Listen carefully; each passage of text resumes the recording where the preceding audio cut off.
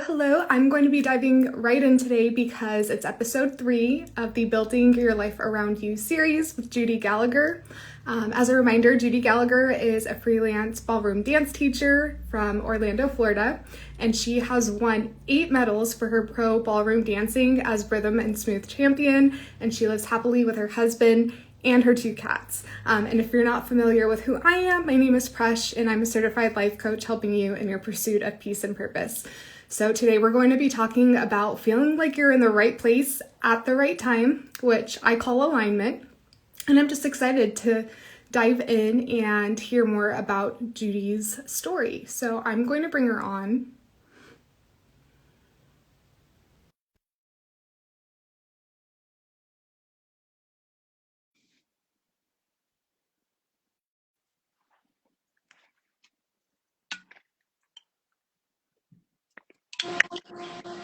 Hi, Crash.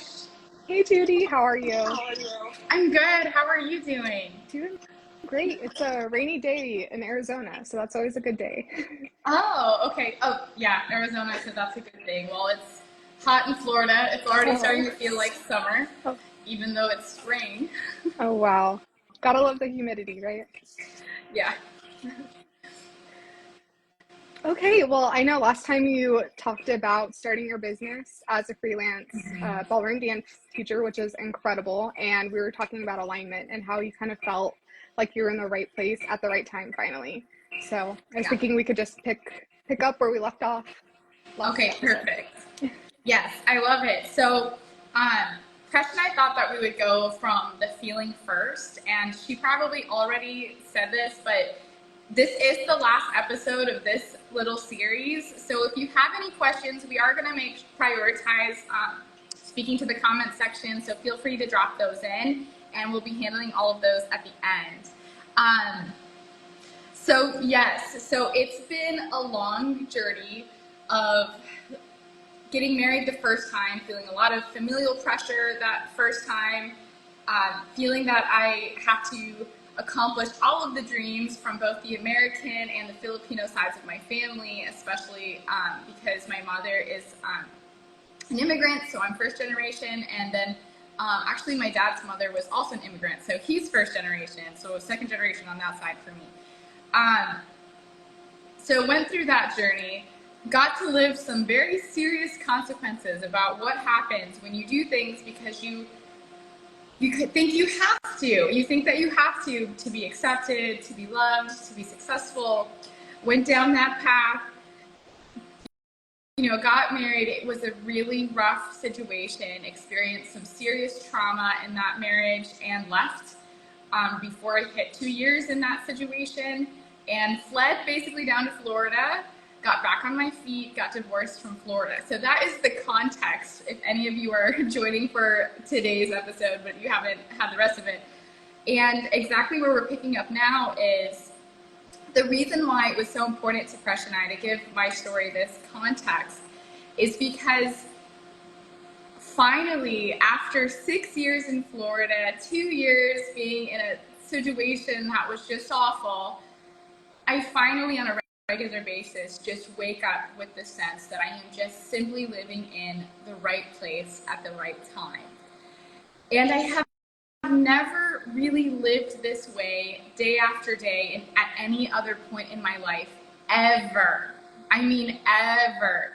So it was really important to me to open with this idea of just what that feels like, because if you haven't lived your life where it's not that you wake up every day, you're immediately ecstatic. Of course, you might still be groggy from waking up, but to wake up and just not have the weight of the world on your shoulders, or to wake up and just feel excited about the way that your day is set up. Or maybe there's something you're not so excited about, but you know that there's a boundary on that, and you know when it's going to end.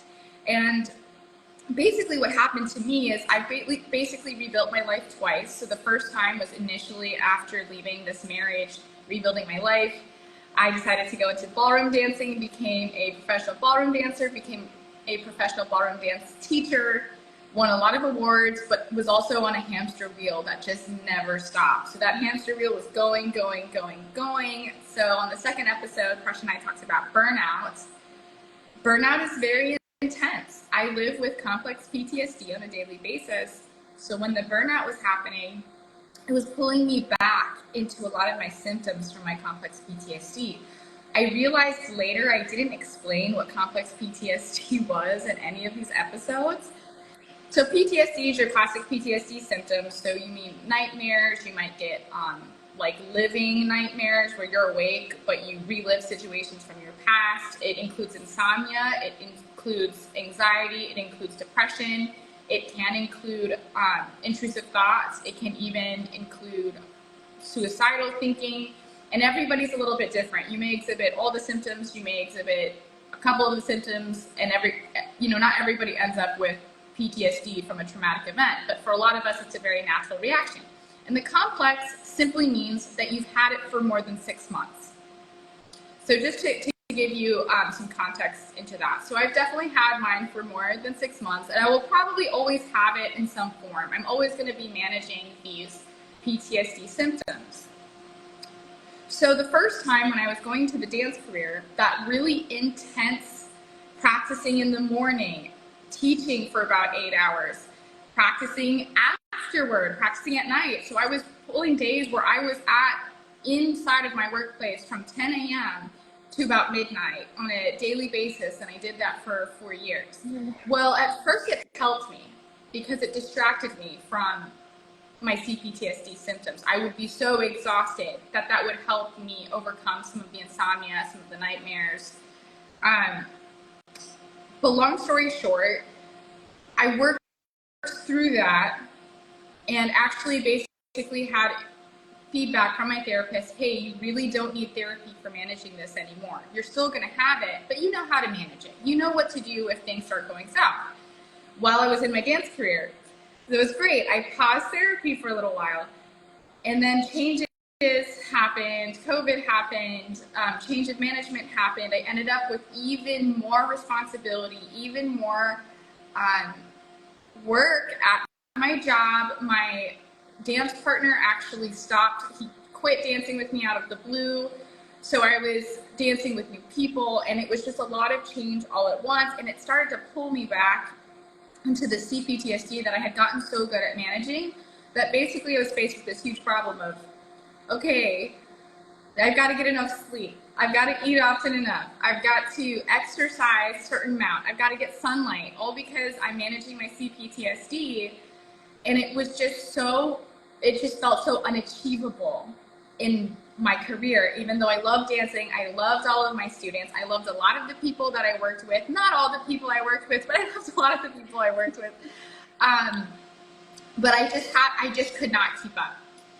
Faced that, took a break, had a meeting with the people that cared about me, and I got some assistance that I could take 2 weeks completely off before reintroducing some work stuff into my life. And so I've been reintroducing work into my life for the past 3 years, and it's really this probably halfway through 2023, and then definitely really strongly into these first few months of 2024, I have felt like a completely different person in the best way possible. If any of you have ever had trauma, you know that trauma can make you feel like a completely different person in a way that unless you've lived with it or you've seen somebody do this, it's very hard to understand. It happens even if people just have depression, their personality can change drastically. Sometimes if people have had repeat trauma or have lived through really severe trauma, they actually function almost like a totally different person. So it's not just that they're a little bit numb, but for a long time I couldn't listen to my favorite songs. And I've gone far enough on my healing journey, was brave enough to do the plunge into changing my life again. And our second episode was called Life Rewards the Brave, because I truly believe that. I will tell you, rebuilding your life does not always mean, in fact, I would say it in fact is the opposite of this. Planning is a great skill. When you are going for a huge goal, like rebuilding your life, and this is why we're talking about how it feels. it's coming from a place that will be a little bit unknown and a little bit uncertain, and you need to be able to pivot a little bit. There needs to be a little bit of flexibility. The amazing thing about it is that I made this major change in my life. I was willing to give up dancing completely. I was willing to completely give up my ballroom dance career. I mean, that was how important it was to me to not live in such a way that I could not manage my CPTSD. It's like I've been through these situations. I've lived my life for others in an unhealthy way for so much of my life. I was like, I know that I don't want to feel this way anymore, but I don't know what to do to get a different result. So I got back with my therapist and I started just being experimental, one step at a time. I'm going to try looking into other types of jobs. I'm going to try maybe doing a couple part-time jobs.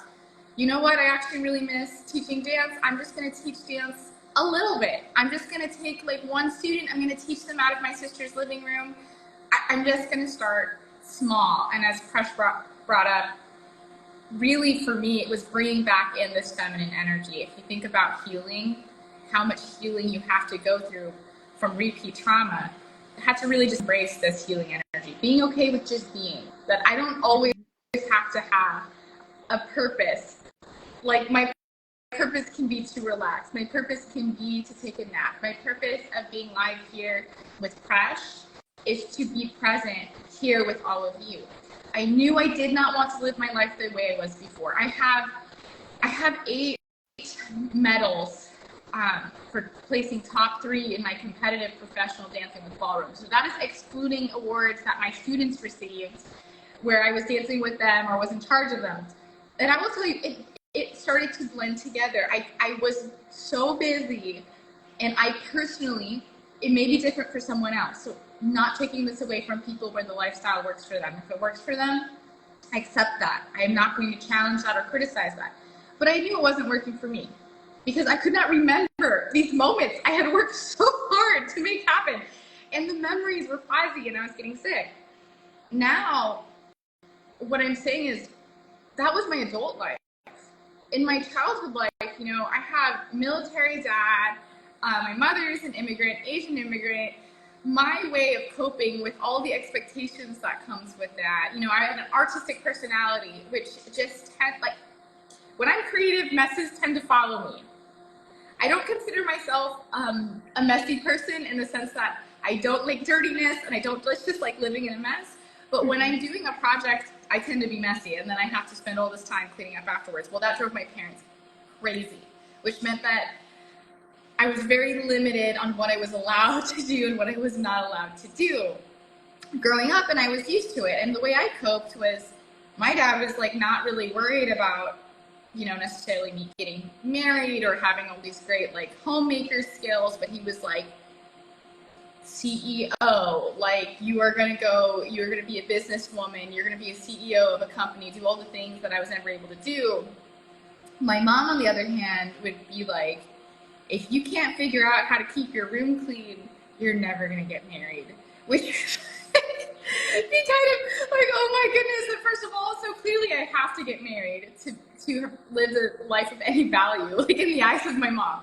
And then secondly, I really need to bring it because I really need to have this amazing career, and I also need to be an amazing homemaker, you know, be on top of my laundry, keep my room, like both my parents are so clean and tidy that it is unreal.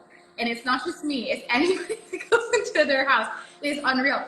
And it's really difficult for me to compromise with that. It's great that I got some good discipline from that, but I learned to live my life. I learned to cope in a highly disciplinary manner.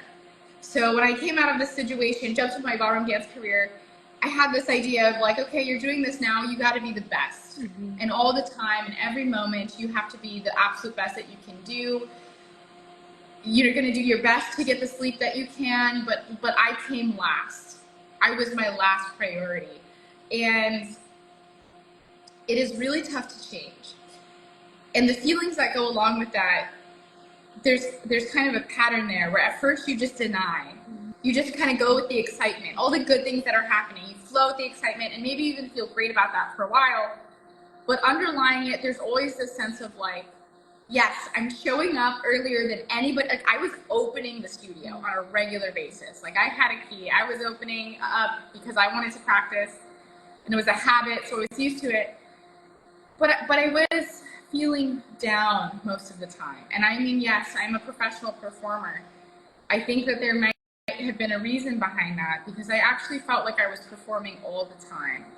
There was very few people that I was truly open with how I was feeling on a regular basis, which is on a regular basis, I was actually really struggling with the depression, with the flashbacks, and hiding it. I would get like heart palpitations from the flashback on lesson with the student. And be like, hold on, just 1 second.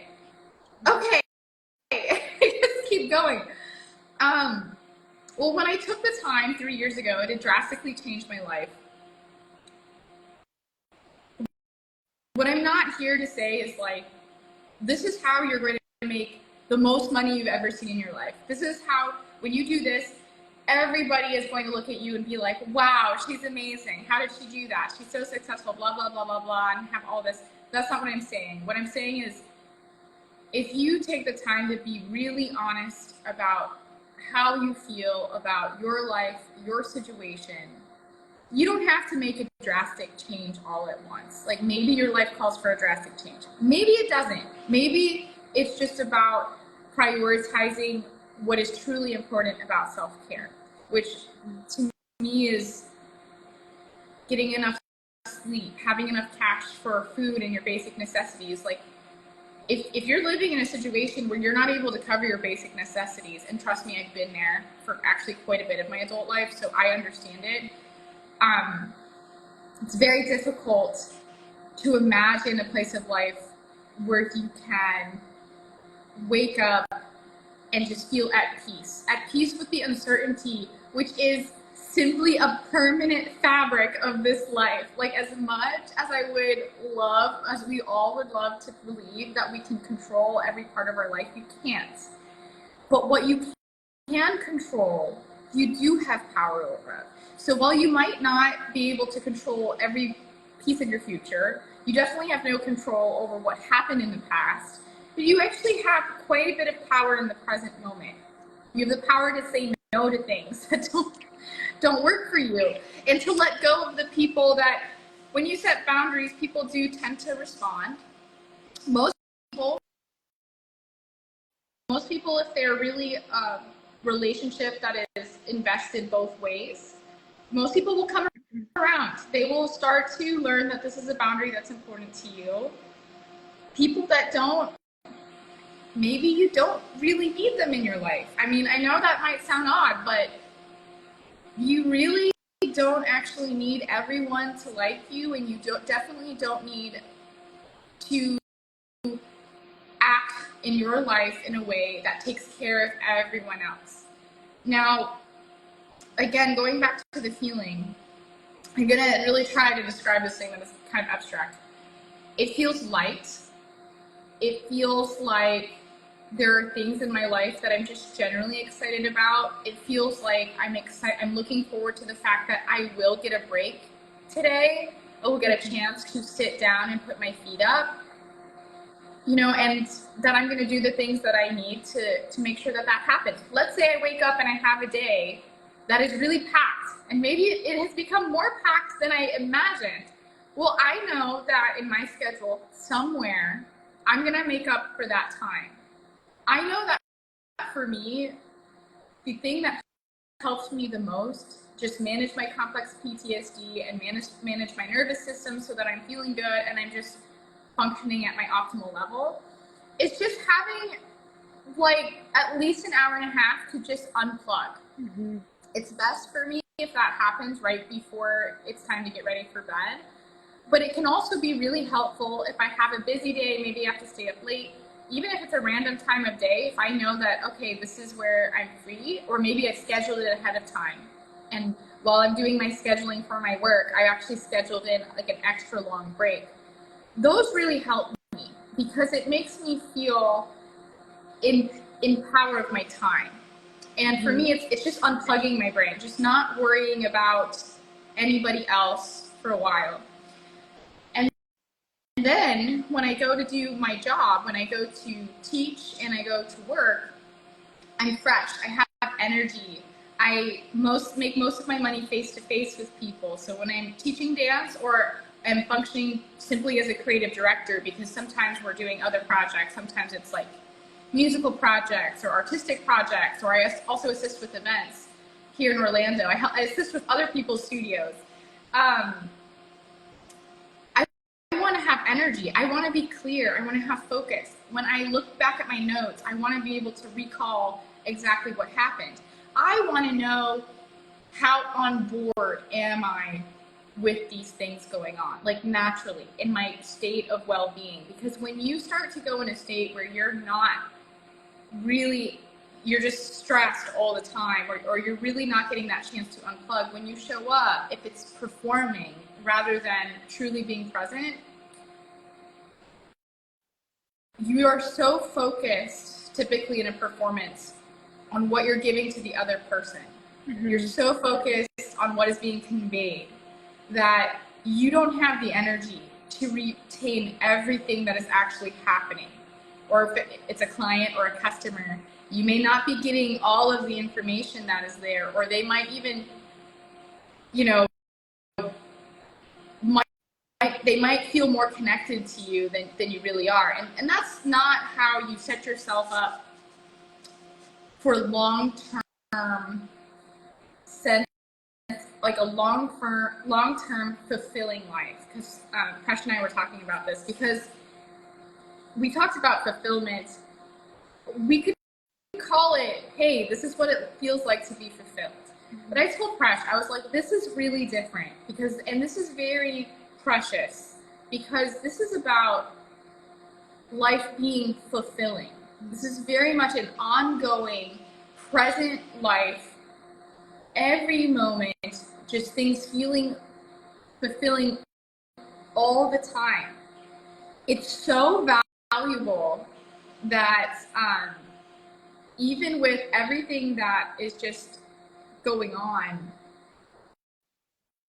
like just things that happen, like maybe like your spouse has lost their job and they're looking for another job, and maybe in a hypothetical situation, he's relying on his artistic creative life to bring in income for a while. That is something that if you're not in a really great headspace, that might really stress you out, that might really pull you down. Absolutely. In my situation, like I could see myself how I was living my life before, that might happen. But when you're living your life to where you're experiencing fulfilling things on a daily basis, and when something is fulfilling, it usually involves things for yourself, and very much also things with other people, whether it's family, your spouse, your customers, your clients, your friends. It opens up space and time for the things that are most important, helps keep things more in perspective. And you absolutely can live with it on a day-to-day basis, even if you've never had it, which is one of the most important things that I wanted to say. I used to believe, as a child, I believed that people were born with this feeling of life being fulfilling on a daily basis. I was like, other people are born with that. For some reason, I wasn't born with that. And there's something wrong with me. There's nothing wrong with these other people that they're leading this fulfilling life, the sense of, they just feel like, yeah, I'm supposed to be here. I'm supposed to take up space. And I did not have that feeling ever really before in my life, where it was a constant present until now. If you have that feeling, kudos to you, because we're not here to take that away from anybody that gets to experience that. And I don't care if you haven't lived a life that is full of like really severe trauma. Like, I think that's amazing. I don't want people having, trauma. But if you have had like more intense trauma, maybe you don't know that with a little bit of work, a lot of letting go, and some good support, that you can get to a place where your life actually feels good. It feels light. It feels like, yes, I'm supposed to be here and breathe on this earth, and I'm not supposed to be somewhere else. I'm not supposed to be doing something better. If you can get to a place where you really, sorry, not if you can get to a place where you can experience that. You can absolutely get to a place where you can experience that. It does require patience. It requires a lot of trust and a lot of hope. But if you need a sign, this is your sign. Because I've never really experienced this before. I think this is what makes me a great performer, is I've been performing all my life. Until now. Until like maybe 8 months ago, I really started to feel just the flow of my life. Just stop fighting the things that were working and not telling myself that I have to be somewhere else, be someone else, that I have to undo my trauma. Sometimes we think that healing means that we erase the trauma. Yeah. It doesn't work that way. Like you integrate it, you don't have to think about it all the time. But if you just hang in there, and again, this is your sign that it does get better, you can also live your life where you experience this sense of peace. So I'm actually going to use this moment to actually bring this over to Presh, because I think I talked a little bit over my time. No. Presh has a great word to describe this feeling. Well, great word to describe the feeling, and also the noun of like, because I told her about this before I really knew what it was. And then she brought in a great word, so I want to give her a chance to speak to all of you about that. Yeah, alignment. So I think that's the perfect word for this. I think fulfillment and alignment can go hand in hand. And it's funny because I help people with this as a life coach. However, I don't think I've ever gone into detail about what fulfillment and alignment feel like. And you did such a beautiful job of explaining all of that. I think it's so helpful for people to understand that, because I think people genuinely want that. And like you said, it's so attainable. Sometimes it can feel like out of reach, or you don't even understand and can't comprehend how to even start working in that direction. So I love that you explain that. And like when you're talking, I just grasp all these keywords you were saying, like just experimenting. You know, you didn't use the word surrender, but it was along the lines of like just trusting that taking the next step will lead you there, because often we feel like it has to look a certain way when it doesn't. One thing will lead us to the next thing, to the next thing. And I think we talked about that. So yeah, just fulfillment and alignment, and just trusting that everything will unfold the way it's supposed to. And am I cutting out by any chance? Because my earphones are cutting out. Do you hear me okay? I hear you okay. Yeah, so I don't know what they're experiencing. Guys, if you are hearing Presh cut out at all, if you don't mind letting us know in the comments, she wants to know. So we can see about that. Perfect. Yeah, so the next thing I was going to ask you is how you implement that on a day-to-day basis, or how you experience that. I don't know if you already briefly went over that, or if you wanted to go into that more. No, I actually would love to kind of go more into like the more practical side of what this is. So Presh and I really thought about how we wanted to talk about this, just because, again, I personally lived most of my life without really a strong sense of what a fulfilling life would feel like on a daily basis, which is just less arduous. It's just, again, not finding things that are actually working well for you, not fighting who you are. So as I've always been an artistic person, we could do a whole other video, but just as a snapshot, I was always a very artistic person. And as a child, I was extremely smart in school. I was actually smart to the point where when I was this is how I ended up in private school, actually. When I was in public school, I would get in trouble a lot, because I would do all my schoolwork. And so I kept getting sent to the gifted program. It started out with 1 day, then 2 days, and 3 days. Every day. And they told my mom and dad they wanted to move me up a grade. And my mom and dad were kind of like, she's a little awkward, so we don't want to do that. So, which was actually a smart move. So they just changed me to a school where they could focus more on differentiating some of the levels of the classes. So basically what I'm saying is, my whole life, what I really enjoy is I enjoy making art. The feedback I would get from people growing up, and this I think really comes a lot from American culture, and also a little bit from the Filipino culture, since they want, it's okay if you're a woman to be a teacher, but other than that, you're supposed to be a nurse or a doctor, lawyer, if the other two don't work out. But there is like a sense that everyone should be a nurse and a doctor. So I was always told, like, oh yeah, you're so talented at art, but you're too smart to become an artist. And me being the little tiny people pleaser that I was, and that I would grow up to be as a teenager and young adult, it was a big deal when I actually had an art scholarship to go to college and an academic scholarship, but I didn't declare my major for the first semester because I had this dilemma about, I really wanted to be an art major, but because I don't really know what I'm going to do with that, I just had all these feelings about how it would be perceived. But in the end, I did declare my major in art, and on a daily basis, I did end up choosing to focus my career in dance, which is still a totally artistic field. Performance dance, I 100% view as a form of art. And the biggest thing for me was, even with that, even when I took a break, I still had this idea of like, okay, now I'm going to finally go work that 9 to 5 and maybe go back to school and finally be the smart person that I'm supposed to be, which I laugh because intelligence is just something that you're born with, and academic intelligence is like one facet of life, and then there's all these other facets of life, right? Emotional intelligence, business intelligence, relational intelligence. They're all very valuable and very different. So for me, the cold, hard truth of the matter is that, yes, I had become a dancer. I chose a field of dance that had a way of tracking success that no one could deny.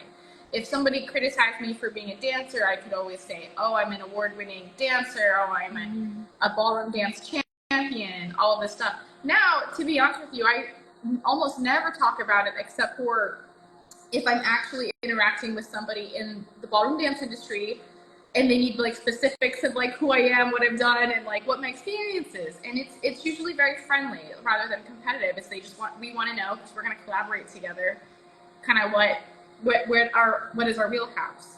Mm-hmm. So again, for the nitty gritty of living your life in a fulfilling manner on a regular basis, is the first part of it is taking time to spend time with yourself, whether it's journaling or maybe lighting a candle and just meditating, or like I like taking hot baths, so you take a bath, but you take that time and you just let your mind go. Think about whatever you want to think about. You don't have to try thinking about nothing. It's not that type of meditating that I'm talking about. You just let your mind go and be really honest with yourself about not who you want to be, not what you think you're supposed to be, but how you feel about things. Just how you feel about activities, how you feel just in general. Or maybe you don't even want to think about your feelings. Maybe you want to think about something you found really interesting, but just take that time, spend the time to get to know yourself, give yourself that permission so that you can start creating little blocks of information that you stow away. And as you have these little building blocks of information, you can start building your little house. You can start building the foundation of what is most important in your life. I think if you're trying to fulfill the expectations of society, I'm not even trying to knock society, because we need each other, otherwise we wouldn't live in societies, but it's more about having it in the right perspective, having society function where it really should be, as it's something that you're a part of on a larger level. It helps you get resources, it helps you have a job, it helps you have customers, it helps you build relationships, but it's not, most things are actually not make or break, right, with society, or even if it is, even if you're going to go against the grain. Here's the crazy thing with society is that its expectations change. Mm-hmm. Its expectations change and evolve. And the takeaway for today's world, and I know with the news, okay, this is one thing that I will recommend this as a concrete thing you can do. I would recommend limiting your news. Yes. I I would limit that to the bare bones, or better yet, what I do is I filter the news through my husband and my sister. I let them, because they're both very reasonable people, so neither one is very extreme, but they're slightly opposite. So it's perfect. I get both sides, and I'm like, I'm gonna let them do the research, and I'll get the filtered down version. And if I'm interested, then I'll go look it up. I do. But I You would have say, to add that if you're an HSP or empath, that is especially true. oh yes, With the news. with highly sensitive people and empaths. I definitely am a highly sensitive person and also an empath, so I relate to that. So for highly sensitive people and empath, and again, this is very, very individual, right? Some people may really enjoy the news. You enjoy the news. Again, I'm not knocking you. I'm just saying I can only take so much of the news because I get really emotional. I get really worried. It's who I am. I get worried even when I just don't know the right answers. Like I don't know how to solve this problem. But I will say, taking that time to get to know yourself.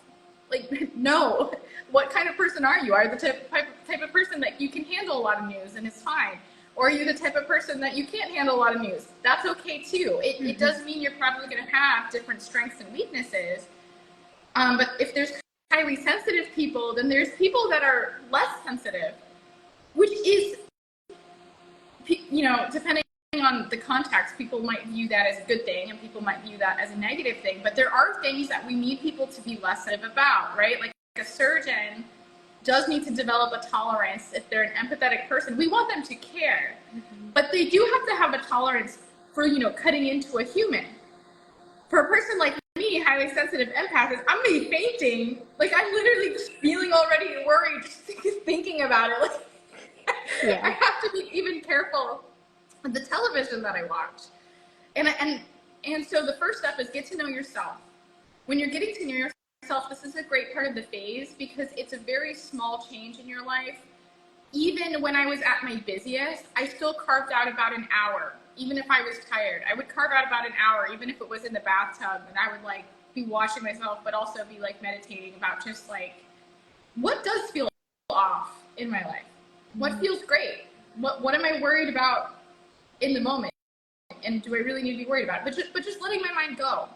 A safe space where no one can tell you you're overthinking and no one can tell you that you're being too sensitive. It's everyone needs a space where they can just truly be themselves. And I would say for people maybe that are less sensitive, they might also need a space where they can just think their thoughts and feel however they feel about things and just not be told that they're cold or that they're insensitive. Again, because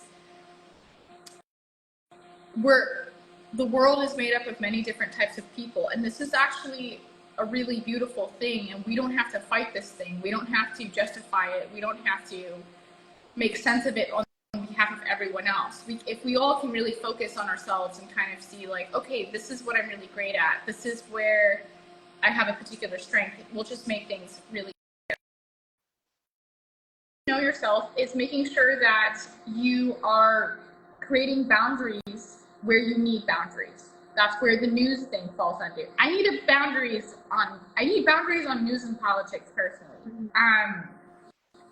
It's not that I'm not intelligent and I can't think or discuss about it, but it's that I really need it to kind of fall under its priority. Where does it fall on my list of priorities? And I have so many priorities that fall in a larger place in terms of constantly discussing politics. I'm not saying we don't have a civic duty, but I'm just saying that for me is very personal, that is an area that mostly causes me to really feel down, because there's a lot of problems, and sometimes there's solutions, and you think there's solutions and then there's more problems, but it's just something that's a little bit challenging for me. And when I am honest about these things, it allows me to invest more time and energy in the areas that feel good, the areas that yield results. For example, finally letting go of the idea that I have to have a traditional career is how first I just kind of eased into the freelancing, because after I took my break, I didn't really know what to do. And the guidance I got from my therapist was, it's time to get comfortable with being uncomfortable and take some time to experiment. She's like, take different ideas, throw the ideas at the wall and see what sticks. And I mean, I was like, okay, I've never done this before, and I'm not 100% comfortable with it, because when people ask me, like, what do you do, it makes it a little harder for me to answer.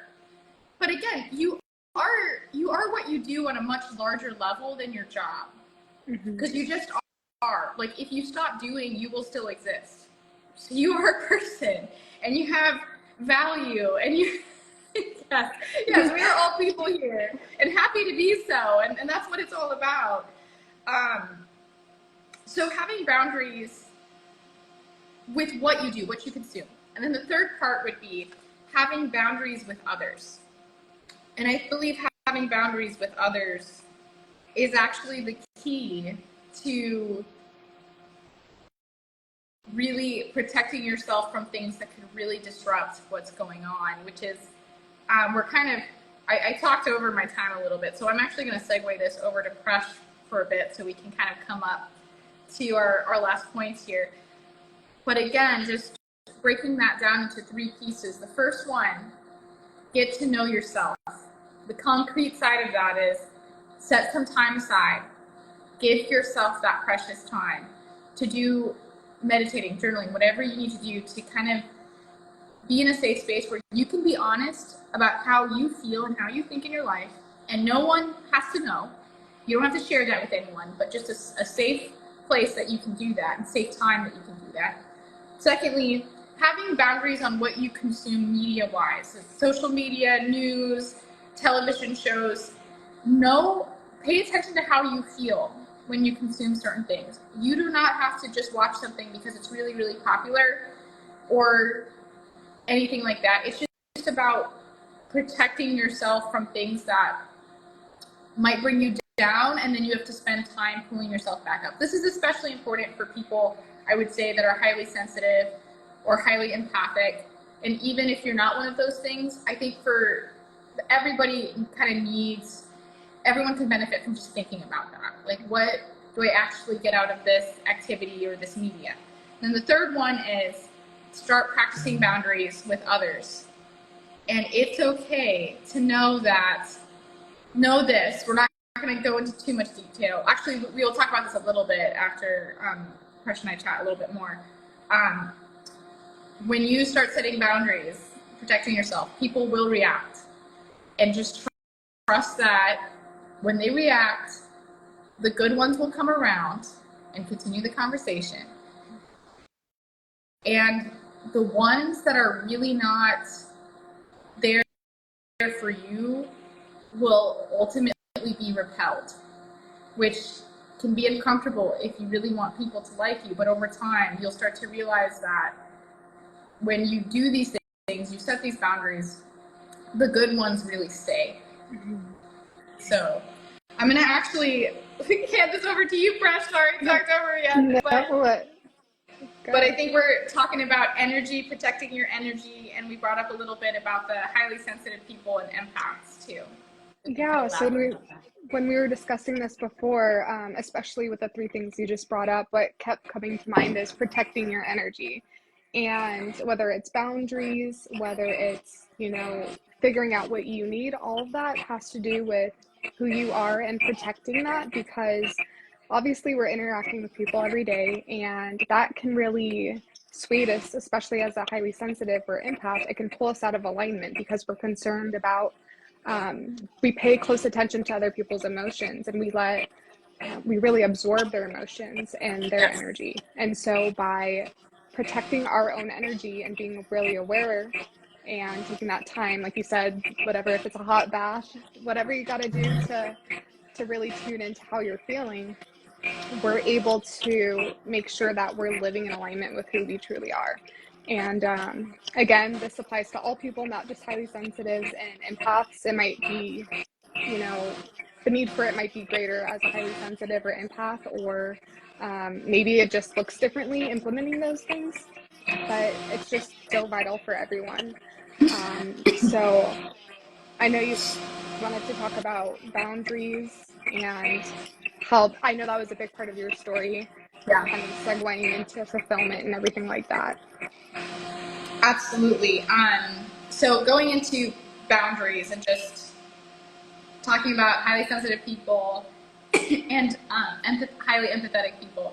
So if you are a highly empathetic person, or also known as an empath, which I definitely am, Presh definitely identifies also as an empath, and there are quite a few highly sensitive people, take up 20% of our population, and they do tend to also be empaths, and with empaths, practicing boundaries is essential to our well-being. It's like almost not even an option. And as you grow and as you develop, you'll start to learn that. But there's this kind of a hot topic or like a keyword here that we're going to bring up. So Presh and I decided we would work a little bit backwards today. We started out with the feeling of how life feels when it's fulfilling on a regular basis. And we're actually going to finish with where this whole thing has been coming from and just talking about, again, practical boundaries. The thing about being a highly empathetic person, and if you look on YouTube, you're going to see a lot of information about this, or anywhere on social media, there tends to be a really strong draw between people that struggle with narcissistic personality disorder to people that are highly empathetic, also known as empaths. So I'm going to draw a distinction here. And again, I'm not a psychologist. Presh is a life coach, but neither of us are psychologists or therapists. We're just using information that we're drawing from our lives to talk about this, and as well as I will say my main YouTube resource is Dr. Ramani. Has a lot of really great information about narcissistic personality disorder and how to get out of a situation like that and what happens in a situation like that. So that is a great resource. She's on YouTube. If you type in Dr. Ramani, you can easily find her. But here's the key thing to kind of, again, I'm looking more to give practical insights as somebody that has lived this. So I'm definitely an empath. My ex-husband, it is highly likely, although we don't know for sure, it's highly likely that he suffered from a form of narcissistic personality disorder, and maybe even something more severe. People with NPD are attracted to empaths, highly attracted to empaths. And once you've had a relationship like that and you're traumatized by that, the empath will typically either leave or they may stay, and if they stay, basically their mental health just starts going down the drain. The longer that they're there, the more the mental health starts going down the drain. And for empaths who leave, such as myself, it can be a little bit scary after you've left. It can be scary to reconnect with people. It's really sad, actually, because I told my sister was like, I knew something was wrong with you because you looked at me one day and said that you didn't want to have any friends. I meant it. And I really did it. And it's not because I actually disliked people. It's because I was so afraid. Because I was so convinced that this person was a great person that I had this romantic relationship with. And then in a very traumatic manner, got married to this person. And all of a sudden they're acting like a completely different human being until this is kind of how you know it's a disorder and not just something. Is like other people would come around and all of a sudden the other personality is now showing. So not to be confused with people that have multiple personality disorder, because that is totally different. The great thing about going to therapy and working on rebuilding your life, right? So I went to therapy, learned how to manage my complex PTSD, told my therapist, my therapist told me again, a year, maybe even 2 years ago, that I no longer needed therapy again for complex PTSD. She's like, basically, you know how to manage this now. You did the right thing by leaving your dance career behind and taking the time to restructure your life, which ironically is still working as a dancer and a dance teacher, but the way I do it now is I work for myself and I work directly for my customers and clients, and anything artistic that I can do, we make it happen. And I do a 30-minute consult where it's totally free. There's no pressure for them to buy lessons with me, but it's more that I want to know exactly what they're looking to do, and I want to know that I can 100% be the best match to help them. And then by the end, I come up with a plan. I'm like, this is how long I think this is going to take, and I think this is how much it's going to cost. Well, that allowed me to really manage my my complex PTSD more, because I don't schedule myself so much where I get worn out all the time. Well, the other side of this is I went back to my therapist and I said, hey, I want to practice my boundaries with other people, because now that I'm doing more business and I have my trusted friends that I've gained over time, but I really want to be really confident that I'm not going to end up with people that are suffering from narcissistic personality disorder, who are trying to, or just not even the disorder, but just people that are trying to take advantage of me. I just want to be able to pick up on that right away.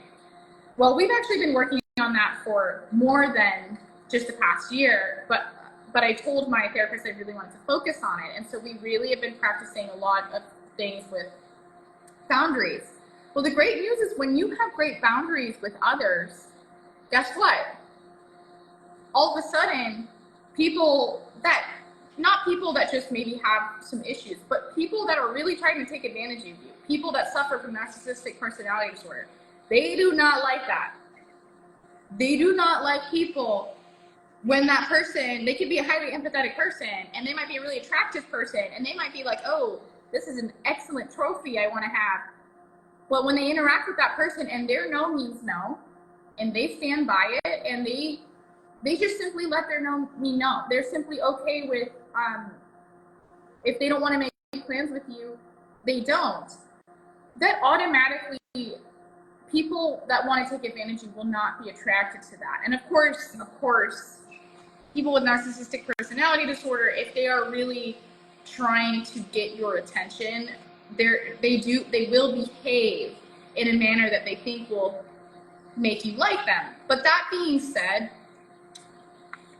if you rebuild your life and you're doing all of these things and you really feel a sense of alignment, you will feel it in your gut. Mm-hmm. If somebody is being dishonest, you will feel it. And it might not be super obvious at first, but it's a really good thing to practice boundaries, because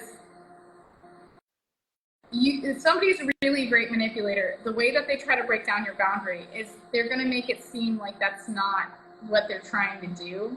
But if you take the time and you reach out to a therapist or even a life coach, because with boundaries, you can totally practice boundaries with life coaches, because it's all about how to say no, how to let your no mean no, how to be okay with, it's going to sound weird, but if you're being polite, and no is a full sentence, right? So you don't always have to give a reason. You can if you want, but you don't always have to give a reason. And you can let your no stand sometimes. And when you do that, you show respect for yourself. You show trust in yourself that you know what's best for you. And the great thing about it is that it will actually repel people from you that want to take advantage.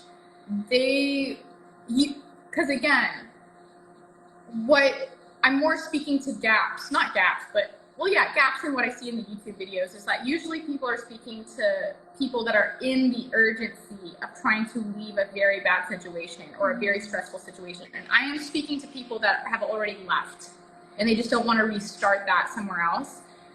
And what I'm saying is, like, trust your gut. Yeah. And my therapist is the first person that said that to me, but you will actually really feel it. Not only will you feel it, but the more you respect your boundaries, people that want to take advantage of you are going to be like,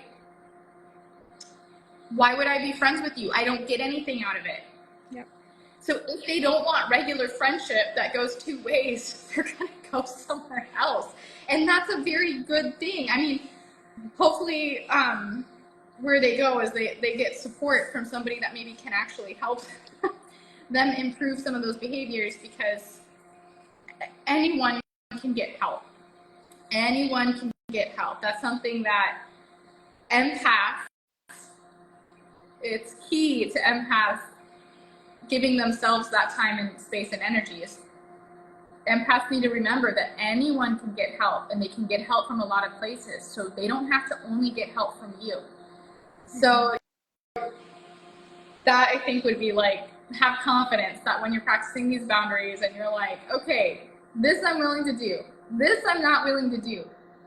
People that are also aligned, they're going to like you even more, and they're going to want to work with you even more. And this is what has been happening to me, is I never thought that I was going to get more money out of these changes, but I am. I'm making way more money, especially for the amount that I'm working.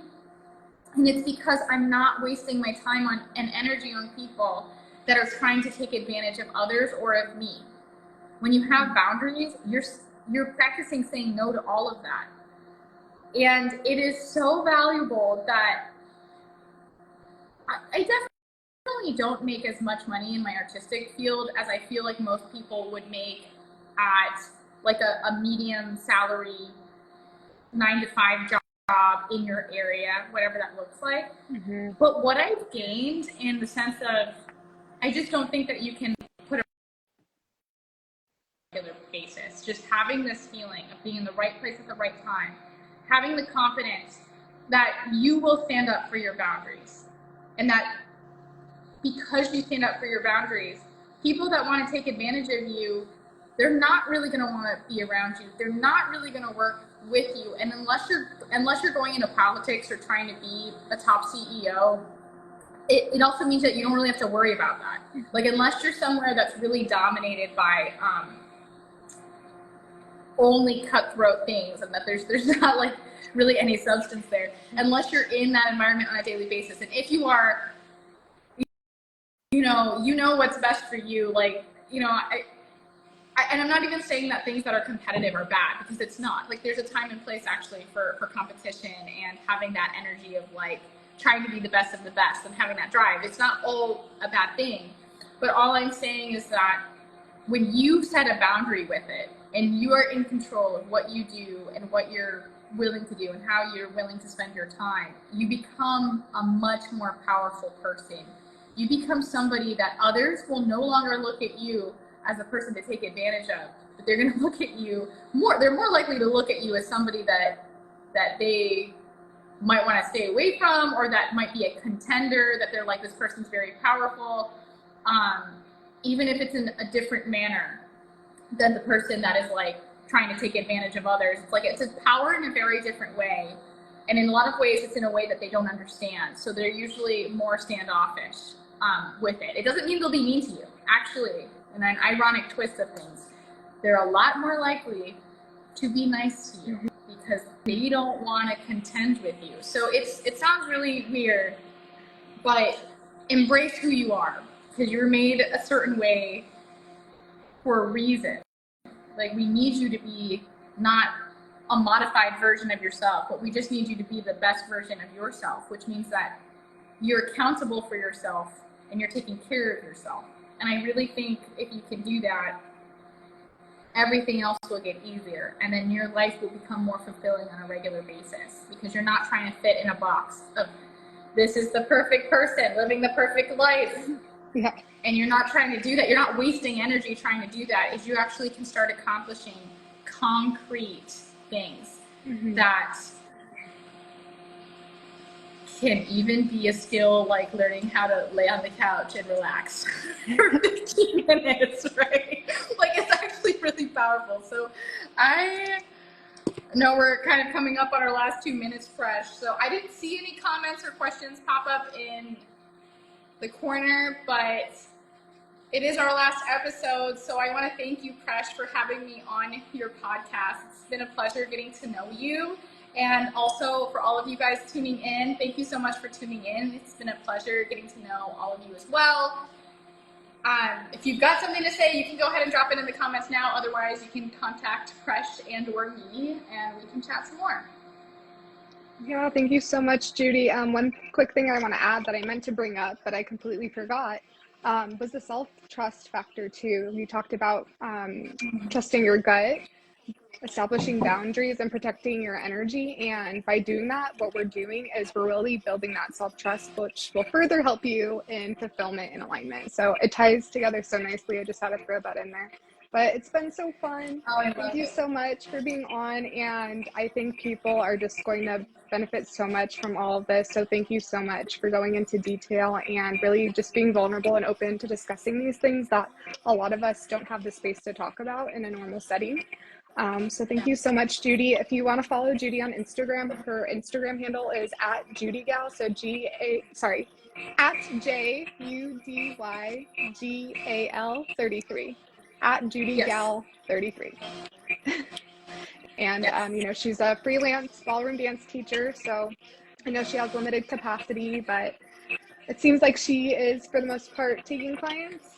Are you open to I clients? am taking clients right now. So I only take a few at a time, but I have a couple of openings that are opening up at the moment. So if you are interested in dance or even just dipping your toe at anything performing or arts related, feel free to reach out. I'm here. And feel free to reach out even if you're not, because Presh and I are just, we did this really as a way to give back. I'm just so grateful I've been able to live my life. I am so grateful to be on the show here, present with you, Presh, with everybody that has tuned in. Bash, I saw you join, and I want to say hi. I'm just so grateful that I get to live my life in a fulfilling manner, and I want to share that with all of you. So if you want to come work with me, that is amazing, and please reach out, because even if I don't have space at the moment, I can always start making plans for you in the future. But that being said, I never knew that I would have this feeling in my life on a regular basis. And so I just wish all of you to have that same sense of fulfillment on a daily basis. And again, this idea of it being fulfilling, like that it just continues to be fulfilling, even with the ups and downs of life, that you just feel present and good. Yeah, I love that. I think everyone deserves to have that feeling in life. So, all right. Well, thank you so much, Judy. Hopefully, we get together again soon so we can create more amazing Yes! content. But have a great weekend, Judy, and everyone else. Thank you so much Thank for you. listening. Thank Thank you. you guys. Bye.